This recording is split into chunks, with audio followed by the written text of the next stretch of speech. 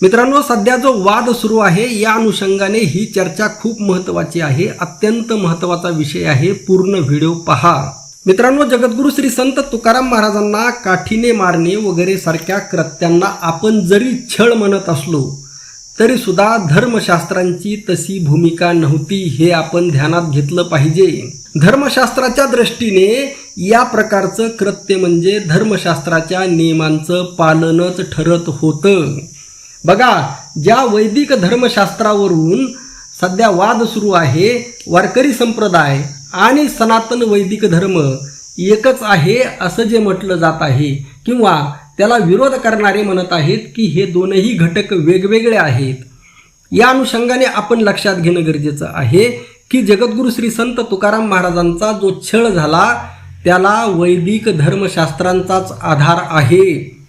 हे सत्य तर आता महाराष्ट्रासमोर येणं गरजेचं आहे। शूद्रांना अशा प्रकारची शिक्षा द्यावी हे धर्मशास्त्रामध्ये लिहिलेलं आहे। काठीने मारणं, अगदी कानामध्ये तापलेलं तेल ओतणं, लाख किंवा शिस ओतणं, जिभेमध्ये तापलेला खिळा खुपसणं या शिक्षाची अंमलबजावणी करताना एखाद्या व्यक्तीचा मृत्यू होणं सुद्धा सहज शक्य असतं।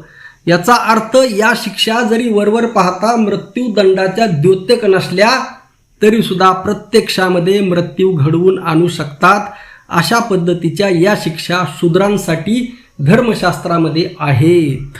आता मित्रांनो, यावर मी अगदी डिटेलपणे एकदम सगळं नोट्स काढून सगळा अभ्यास 10-15 वर्षापूर्वीच केलेला आहे, परंतु आता परत एकदा या वादाच्या अनुषंगाने मी हा विषय हातामध्ये घेतलेला आहे आणि सगळं धर्मशास्त्रामध्ये काय नियम आहे, सूत्र बित्र सगळ्यासहित विथ फुल प्रूफ तुम्हाला मी मांडणी येणाऱ्या काळामध्ये करणार आहे। जगद्गुरू श्री संत तुकाराम महाराजांनी धर्मशास्त्राच्या विरोधामध्ये केलेल्या गुन्ह्याबद्दल धर्मशास्त्रांच्याच नियमानुसार त्यांना अशा शिक्षा देणं अगदी सहज शक्य होतं की ज्याचं रूपांतर तुम्ही कल्पनाही करणार नाही। कारण बघा धर्मशास्त्रानुसार वेदनिंदा हे ब्रह्महत्येच्या समान मानलं गेलेलं पाप आहे आणि जगद्गुरू श्री संत तुकोबारायांनी वेदाच्या संदर्भामध्ये काढलेलं उद्गार हे वैदिकांना वेदनिंदा ठरवता येतं।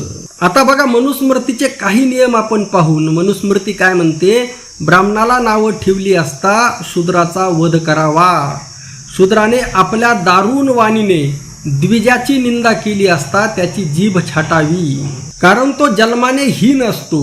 ब्राह्मणांचं नाव व जात यांचा निर्देश करून त्यांची अवहेलना करणाऱ्या शूद्राच्या तोंडामध्ये 10 बोटं लांब असलेल्या लोखंडाचा जळता खिळा खुपसावा।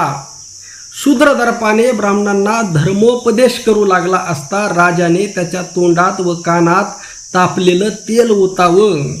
जेथे धर्म अडचणीत आला असेल आणि द्विजवर्णांना धर्माचरण करण्यामध्ये अडथळा आणला जात असेल तेथे द्विजांनी हातात शस्त्र घ्यावं।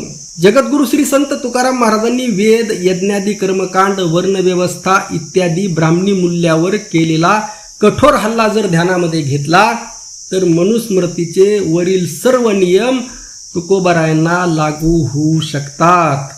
आणि त्यांनी ब्राह्मणांची निंदा केलेली असल्यामुळे या ज्या शिक्षा आहेत, बघा या ज्या शिक्षा आहेत त्या शिक्षा किती भयंकर आहेत बघा। आणि याच्या अगोदर काय काय झालेलं आहे बघा, हे सगळं धर्मशास्त्राच्या दृष्टिकोनातून मी सांगत आहे। ज्यांच्या हातामध्ये ही धर्मशास्त्र होती त्यांनी भारताच्या इतिहासामध्ये या नियमांची अंमलबजावणी अनेकदा केलेली आहे। आपले हितसंबंध संकटात पडत असलेले दिसले की धर्माचा बुरखा घेऊन विरोधकांचा छळ करायचा, त्यांची हत्या करायची, असं त्यांनी वारंवार केलेलं आहे। त्यांनी चारवाकाला जिवंत जाळलेलं आहे, वेन राजाला ठार मारलेलं आहे, निमी राजाची हत्या केलेली आहे। हे लोक आपला धर्म बुडवत आहेत असा त्यांच्यावर आक्षेप होता।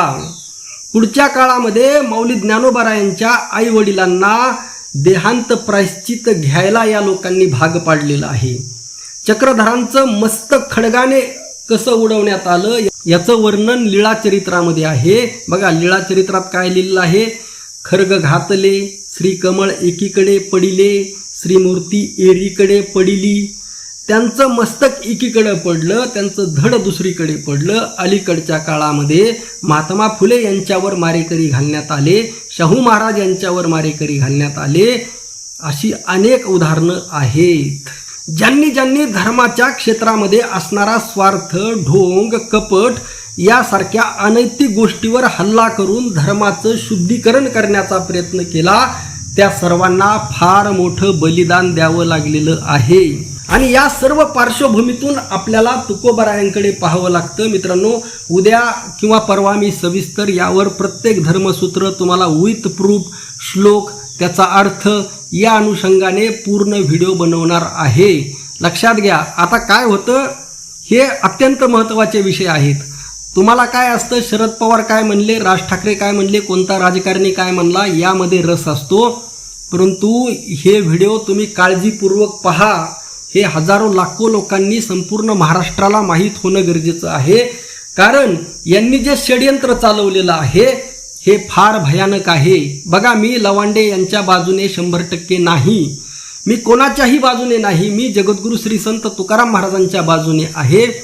परंतु सध्या जी मांडणी होत आहे, सध्या जो लवांडे यांचा जो छळ केला जात आहे, त्याला सुद्धा या धर्मशास्त्राचा आधार आहे. बघा, आणि आज जगद्गुरू श्री संत तुकाराम महाराजांच्या मार्गावर एक प्रकारे 100% नाही, परंतु संघर्षाची जी लाईन लवांडे यांनी घेतलेली आहे, तीच लाईन त्या काळामध्ये तुकाराम महाराजांनी घेतली होती. आणि तुकोबारायांच्या विरोधी गटामध्ये जे मंबाजी बुवा होते, रामेश्वर भट्ट होते, त्या लाईनमध्ये रामेश्वर भट्टाच्या, मंबाजी बुवाच्या बाजूने आज वारकरी संप्रदायातील 90% कीर्तनकार आहेत. आणि अशा वेळी म्हणजे जे स्वतःला तुकोबारायांचे अनुयायी म्हणून घेतात, भक्त म्हणून घेतात, तेच तुकाराम महाराजांच्या विरोधामध्ये अगदी ठामपणे उभा आहेत. अगदी तेच छत्रपती शिवाजी महाराजांच्या विरोधामध्ये ठामपणे उभा आहेत. छत्रपती शिवाजी महाराजांच्या बदनामीचा सूत्रधार गोविंदगिरी आणि चारुदत्त आफळे यांच्या संरक्षणासाठी कमांडो म्हणून हे कीर्तनकार 90% उभा आहेत. त्यामुळे हे प्रकरण पाहिजे तेवढं सोपं नाही. आणि यामध्ये फक्त एक समाधानकारक गोष्ट एवढीच आहे की मी आतापर्यंत सोशल मीडियाच्या, यूट्यूबच्या, वेगवेगळ्या न्यूज चॅनल्सच्या सगळ्या पोस्ट सगळं पाहिलं आणि त्यामध्ये येणाऱ्या कॉमेंट्स पाहिल्या, तर 90% कॉमेंट्स या सर्वसामान्य हिंदू जनतेच्या कॉमेंट यांच्या विरोधामध्ये आहेत. जे लोक मंबाजीच्या बाजूने आहेत त्यांच्या विरोधामध्ये आहेत. म्हणजे 90% जनता ही छत्रपती शिवाजी महाराजांवर प्रेम करते, 90% जनता ही तुकाराम महाराजांवर प्रेम करते, आणि 90% कीर्तनकार हे तुकोबारायांच्या विरोधामध्ये उभे आहेत आणि छत्रपती शिवाजी महाराजांच्या विरोधामध्ये उभे आहेत. हे म्हणायला आता 100% वाव आहे. आज काय आहे, शेताचं थोडं काम सुरू आहे, नांगरटीचं काम सुरू आहे. तुम्हाला उद्या किंवा परवा यावर सविस्तर नक्की बोलणार आहे. त्यामुळे आवर्जून प्रत्येक व्हिडिओ पहा. यावर मला 10 ते 15 एपिसोड बनवावे लागतील आणि जे अत्यंत महत्त्वाचे आहेत आणि विथ फुल प्रूफ आहेत. तुम्ही सुप्रीम कोर्टात नाही, आंतरराष्ट्रीय कोर्टामध्ये जा, फुल प्रूफ बोलणार आहे. रामकृष्ण हरी. जय जगद्गुरू, जय शिवराय, जय भीम.